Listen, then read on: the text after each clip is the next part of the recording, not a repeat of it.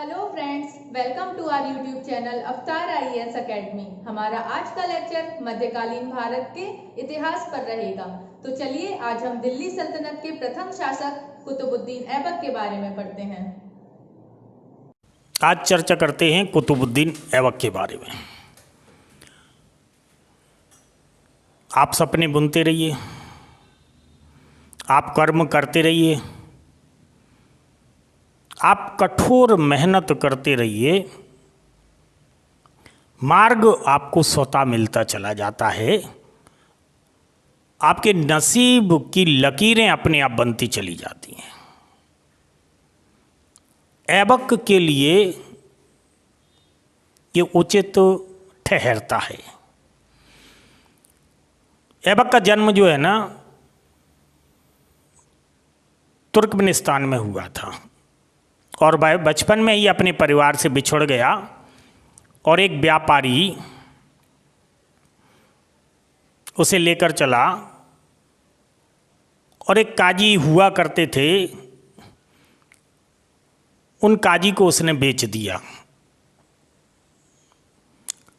काजी ने उसे अपने बच्चे की तरह पालन पोषण किया और उसे शिक्षित किया, धनुर्विद्या सिखाई, घुड़सवारी सिखाई।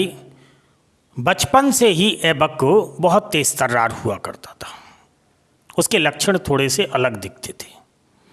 काजी की मृत्यु के बाद उसके बेटों ने उसे दास बाजार में जाके बेच दिया और एक व्यापारी ने उसे खरीद लिया। फिर इसके बाद गौरी ने उसे खरीदा।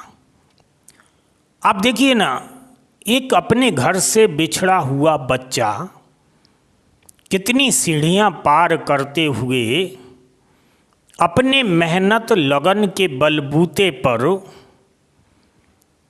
हजारों दासों की भीड़ में अलग दिखा और उसका नसीब और उसका कर्म और उसकी मेहनत उसे कहाँ लेकर गई। गौरी के बाद उसका एक नया प्लेटफॉर्म बनता है। ऐबक गौरी का जब दास बना, धीरे धीरे वो गौरी की सेना में बेहतर प्रदर्शन करके मोहम्मद गौरी की नज़रों पर चढ़ गया और मोहम्मद गौरी ने उसे अमीर आखुर यानी घुड़साल का प्रधान नियुक्त किया। आप ऐबक को अगर जानना चाहते हैं तो ऐबक के बारे में बताने से पहले, या किसी भी शासक या सुल्तान को आप जानना चाहते हैं, तो केवल लेक्चर सुन के, केवल विश्लेषण को समझ के ही काम नहीं चलने वाला है। आज की कंपटीशन में, आज की कंपटीशन में एक फ्रेमिंग चाहिए आपके हाथों से, मेरे हाथों से नहीं, आपके हाथों से फ्रेमिंग चाहिए कि प्रश्न कहाँ से उभर सकता है, और उसकी फ्रेमिंग आपकी कॉपी पे पेन के द्वारा चाहिए। तब वो आपके लिए एक प्रॉपर प्लेटफॉर्म होगी। जैसे मैंने आपको बताया, हम यहाँ पे एक प्लेटफॉर्म लेते हैं ऐबक। अब ऐबक के संदर्भ में क्या क्या हो सकता है इसको देखते हैं। ऐबक के संदर्भ में एक एरो खींचिए। ये कुरान खां था, इसे कुरान खां कहा गया, इसे लाखा वक्स कहा गया, इसे हातिम द्वितीय कहा गया। ये अमीर ए आखुर, आखुर मतलब घुड़साल के पद पर नियुक्त हुआ। इसने तराइन की दूसरी लड़ाई में गौरी का साथ दिया था और बहुत अच्छा प्रदर्शन किया था। इसके संदर्भ में जितने बिंदु आते हैं उन बिंदुओं को आप लिखते चले जाइए, तो ऐबक के संदर्भ में कुछ खास ही बिंदु आएंगे। ऐबक ने लाहौर को अपनी राजधानी बनाया और उसने कुब्बत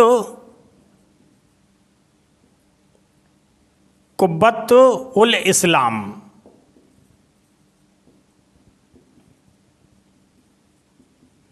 मस्जिद को बनाया, जो भारत की पहली मस्जिद थी, और ये दिल्ली के महरौली में स्थित है। उसने 2.5 दिन का झोपड़ा एक मस्जिद बनवाई थी।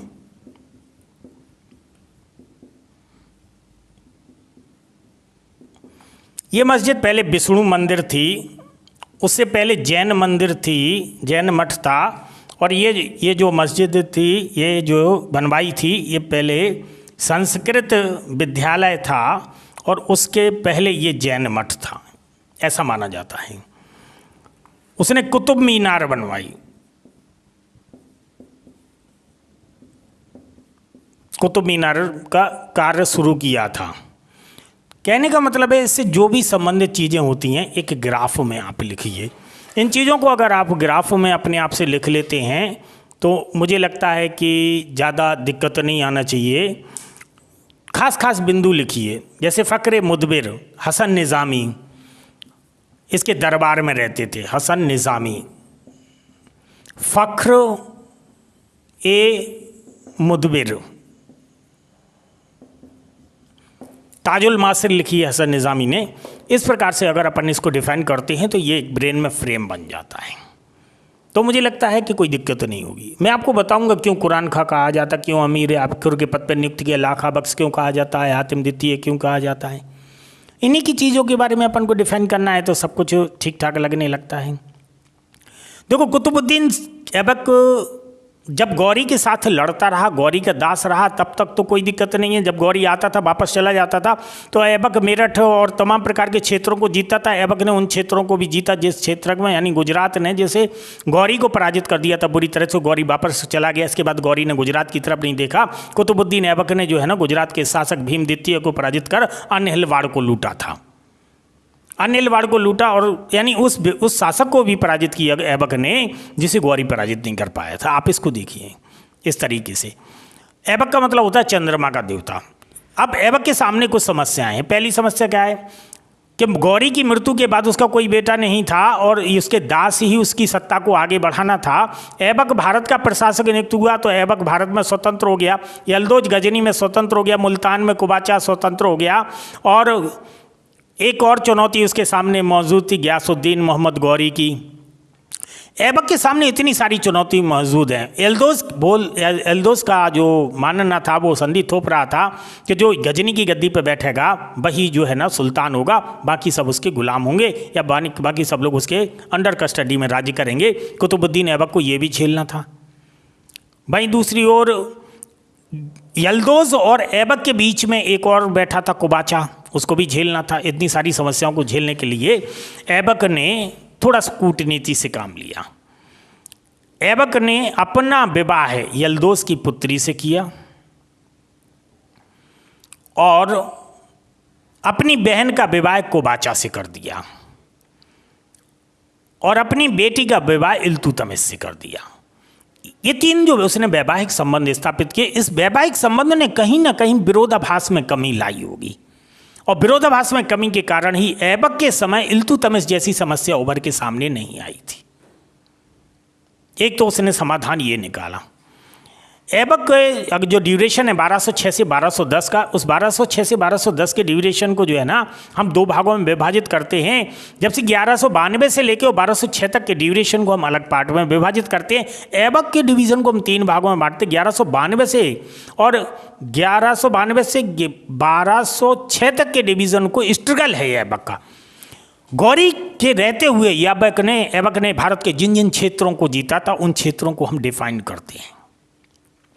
1206 से 1208 के बीच में ऐबक सिपाही सालार के रूप में रहा। उसने कोई सुल्तान की उपाधि धारण नहीं की, तो सिपाही सालार के रूप में कार्य करता रहा और सिपाही सालार के रूप में कार्य करते हुए ही उसने भारत के क्षेत्रों को जीता। और इसके बाद 1208 में जब वो दास्ता से मुक्त हो गया, जब उसे छत्र दे दिया गया, गयासुद्दीन मोहम्मद गौरी जो गौरी का उत्तराधिकारी था या उनका वंशज था, तब ये 1208 से 10 तक जो है ना स्वतंत्र सत्ता का उपभोग किया। लेकिन फिर भी इसने सुल्तान की उपाधि धारण नहीं की, ना अपने सिक्के जारी कराए और ना ही खुतबा में अपना नाम लिखवाए। यानी ऐबक सिपाही सालार में ही संतुष्ट था। ऐबक ने जो है ना, देखो, ऐबक ने मेरठ को जीता, तराइन का युद्ध लड़ा, गहरवाल वंश के साथ तराइन का युद्ध लड़ा, और आपका कन्नौज से जो जयचंद गहरवाल से जो युद्ध हुआ उसे लड़ा। परमर्दी देव जो चंदेल शासक थे, परमर्दी देव, उनसे युद्ध लड़ा। खजुराहो, कालिंजर और महोबा को इसने जीता, गुजरात को इसने जीता। एक बहुत बड़ी विजय अभियान के साथ जो है ना ये भारत में प्रवेश किया था, और ये बहुत बड़ी विजय अभियान के साथ प्रवेश किया था, इसलिए इसे संस्थापक माना जाता है। भले ही इसे वास्तविक संस्थापक ना माना जाए, लेकिन सल्तनत का तो ये संस्थापक है, क्योंकि जिन क्षेत्रों पर इसने अपने अधिकार जमाए थे और मजबूती के साथ अधिकार जमाए थे, ये बहुत बड़ी बात थी उस समय। अब मान सकते कि ऐबक गुलाम था, दास वंश का था, या मामलुक वंश का था, या इलबरी वंश का था, that is a matter of contradiction.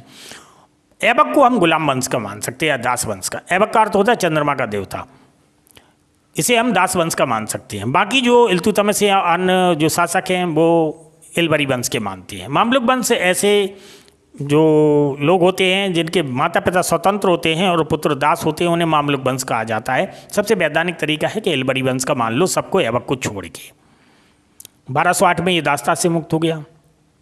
इसके बाद अगर हम देखते हैं कि जिस हिसाब से ऐबक ने जयचंद को पराजित किया, जिस हिसाब से ऐबक ने कन्नौज के क्षेत्र पर कब्जा किया, इंद्रप्रस्थ को अपना सैनिक मुख्यालय बनाया और लाहौर को अपनी राजधानी बनाया, ऐबक सांस्कृतिक दृष्टि से भी बहुत अच्छा व्यक्ति था। वो कुछ लोगों को कुछ विद्वानों को अपने दरबार में रखता था, जैसे फ़क्र मुदव्विर, जैसा मैंने आपको बताया, हसन निज़ामी जिन्होंने ताज उल मासिर लिखी है, ये इनके दरबार में रहते थे। फ़क्र मुदव्विर जी इनके दरबार में रहते थे, यानी विद्वानों का ये संरक्षक था। दिल्ली की अगर बात करते हैं तो अब बात होती है कि जैसे दिल्ली में आप देखते हैं जो महरौली है, महरौली में इसने जो है ना पहली मस्जिद बनवाई थी हिंदुस्तान की, जिसे कुबत उल इस्लाम मस्जिद कहा गया। एक्चुअली ये विष्णु मंदिर था, विष्णु मंदिर को एक थोड़ा सा ढांचा में परिवर्तन किया, क्योंकि इन्हें नमाज अदा करना होगी, ढांचा में परिवर्तन करके और जल्दी से जल्दी उसका निर्माण होना था, इसलिए वहाँ पे बनवा दी मस्जिद। और वहीं पे जो है ना पास में जो मुस्लिम बस्ती होती थी या सैनिक बस्ती होती थी, वहीं पास में रहती थी। उस मस्जिद से उलेमा जो है ना अजान देता था कि नमाज का वक्त हो गया, अब नमाज के लिए आइए, तो आवाज़ बस्ती तक नहीं पहुंच पाती थी, ऐसा शायद इसने महसूस किया हो। और उस मस्जिद के बगल में जो है ना एक इसने कुतुब मीनार, जो एक सूफी संत थे कुतुबुद्दीन बख्तियार काकी, जो इसके गुरु भी माने जाते हैं, उन्हीं की याद में कुतुब मीनार का निर्माण कराया था। इस कुतुब मीनार का निर्माण जो है वास्तविक रूप से अजान देने के लिए था। ये जो 5 मंजिला इमारत है, 5 मंजिल तो बाद में बनी थी, इसने तो पहली मंजिल का ही प्लेटफॉर्म तैयार किया था। इसके बाद जो है ना इल्तुतमिश ने इसे 3 मंजिल का बनवा दिया था। फिर तीसरी मंजिल जो है ना बिजली तड़कने से या बिजली के गिर जाने से टूट गई थी, तो फिरोज तुगलक ने इस तीसरी मंजिल का निर्माण करवाया और 2 मंजिलें और बनवाई थी, इसे 5 मंजिला इमारत कर दी थी। कुतुबुद्दीन ऐबक का सोचना ये था, वो अंदर से जो है ना वो सीढ़ियाँ जाती हैं उसमें कुतुब मीनार में, कि इस मीनार पे चढ़ के अगर मस्जिद का जो उलेमा है वो अगर अजान देगा तो बस्ती तक आवाज़ पहुंच जाएगी कि नमाज का वक्त हो गया है, नमाज के लिए चलना है। इसका उद्देश्य ये था उस कुतुब मीनार को बनवाने का। अगर बात करते हैं कुतुबुद्दीन ऐबक की कि कुतुबुद्दीन को कुरान खां क्यों कहा जाता था।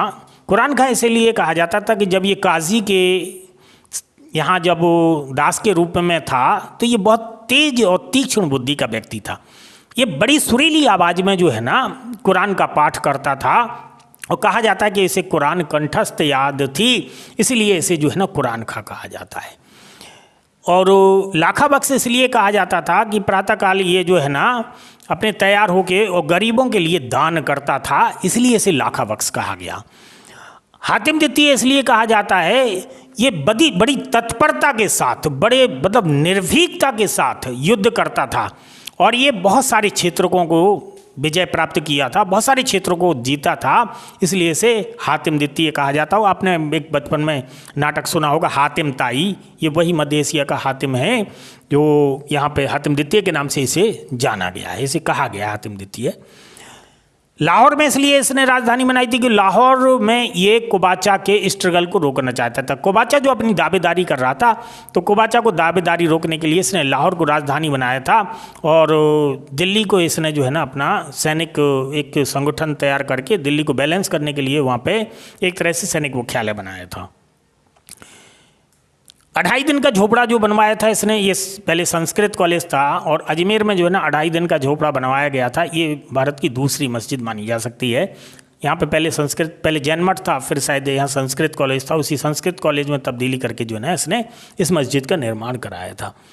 ऐबक के बारे में मुझे लगता है कि इतना कुछ जानना है। हाँ, दिल्ली में एक जो है ना किला राय पिथौरा के निकट में इसने नगर बसाया था, जो दिल्ली के प्राचीन 7 नगरों में से एक माना जाता है। और 1210 में जो है ना इस व्यक्ति की चौगान खेलते हुए घोड़े से गिरकर जो है ना मृत्यु हो गई थी। और इसके बाद कुतुबुद्दीन ऐबक जो है वो आपका उसका अंत हो गया। और कुतुबुद्दीन ऐबक के बाद जो परिस्थितियां बदली, उत्तराधिकारी वो थोड़े से समय के लिए थोड़ा प्रॉब्लम हुआ। इसके बाद इल्तुतमिश गद्दी पर बैठा था, उसका जो दास था। अगले टॉपिक पे हम फिर मिलते हैं, फिर चर्चा करते हैं। आई होप आपको वीडियो पसंद आई होगी। अगर वीडियो से रिलेटेड कोई भी डाउट है तो उसको कमेंट सेक्शन में मेंशन करें और लाइक, शेयर और सब्सक्राइब करना ना भूलें।